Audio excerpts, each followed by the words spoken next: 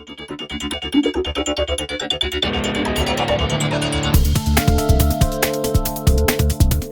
everybody and welcome to GameSpot Presents Now Playing. Today we're going to have a look at Splinter Cell Conviction.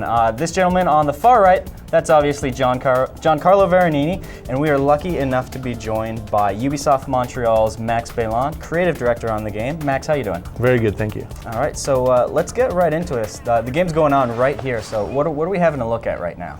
Well, this is actually the second map of the game. It's in Malta. Julien's playing it, so he's probably going to play it perfectly. So he just did a death from above to gain his ability to execute. Now he's marking two thugs that are in front of the museum. And this is the new mark and execute feature, right? Exactly. It's all about getting into position and then we're ready, pressing the Y button and taking care of your targets. Super fast, super lethal. And can you talk a little bit about the setup in terms of why is Sam here? Why is he at this spot? Yeah. Well, Sam is in Malta because he's following a lead. He's looking for the killer of his dog. If you played Double Agent, you know that Sam's daughter, Sarah, was killed, and she was killed by a drunk driver, and then Sam does not accept that, right? We can imagine that Sam is a control freak, right? So he doesn't accept her death, and then he goes to Malta, following a lead he has, and that brings him to Andrew Coben's mansion. And there we just got to look at that. You can peek under doors. Yeah, exactly. And at the beginning of the game, because Sam is not working for the government, for Third Echelon, he doesn't have all the high-tech gadgets, right? So at the beginning of the game, he uses a car mirror to look under doors. Later on, he gains the classic snake cam. And so that combination of little touches from earlier games in the Splinter Cell series, what other sorts of things like that do we see in the game? Well, I think the most important one is obviously the goggles, right? The goggles are Sam's iconic gadgets, so obviously at one point in the game, Sam gets them. After that, we've got the sticky camera, which is probably one of my favorite. You just throw it anywhere you want, it sticks to the wall, then you can switch your view to see where the enemies are. You can mark them from there, and you can also whistle to attract the enemy to the camera, and then you can blow it up. All right. I feel terrible that we didn't call out one of my favorite parts of the game, which is you just shot down a chandelier to drop on a bunch of dudes. So the action is, it can get a lot more over the top than earlier games in the series, right? Yeah, I mean, the goal was really to put the player in control of the action. I mean, it is a stealth action game, and we wanted players to be able to feel like they were Sam Fisher, that they were like the best elite agent in the world, and that meant, allowing for a bit more of an action phase to the game.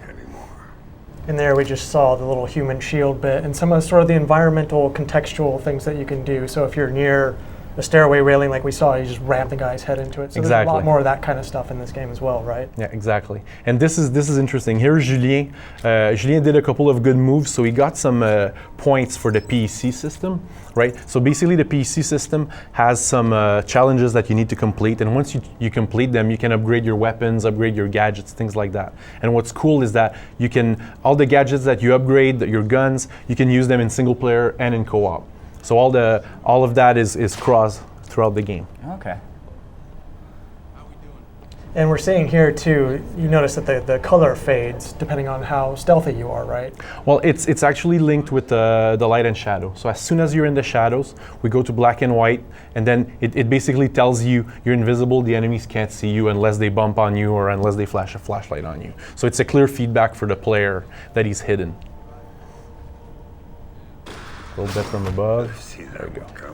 So you can approach those enemies from a pretty wide variety of angles, right? Yeah, to me, Splinter Cell has always been about options and different choices. It's a tactical game, right? Mm-hmm. So we're really building the environments in a way that allow us to allow the player to choose how he wants to attack the different zones. So like Julien is down here, but if I can you go upstairs? Julien can go upstairs. He can. There we go, throwing the dead, throwing the human shield. He can jump out of windows, so if the action starts downstairs and he wants to run away, he can go out the windows, he can climb here, try to do a death from above on a guy. And his moves and the types of kills he's able to do, how does that evolve as you progress deeper into the game? Well, actually, I was talking about the PEC system before, and one of the upgrades you can get is upgrading your gun to get a new mark. So instead of having 2 marks on a weapon or 3 marks on a weapon, you can go to 4. And that's very interesting because it really changes the. There you go. That's a good move. That was impressive. Yeah. So see, the gun that Julien has right now is actually a gun that starts out with 2 marks, and then he upgraded it, and he has 3. And so Julien is obviously playing very well. If he weren't quite as skilled as he is, and he had to deal with people like fighting back at him, what sort of what are the alarms like? What happens when you have a bunch of guys after you, and you suddenly go from being an offensive player to a defensive player? Yeah. Well, actually, what's interesting is what we've built is what we call the last known position.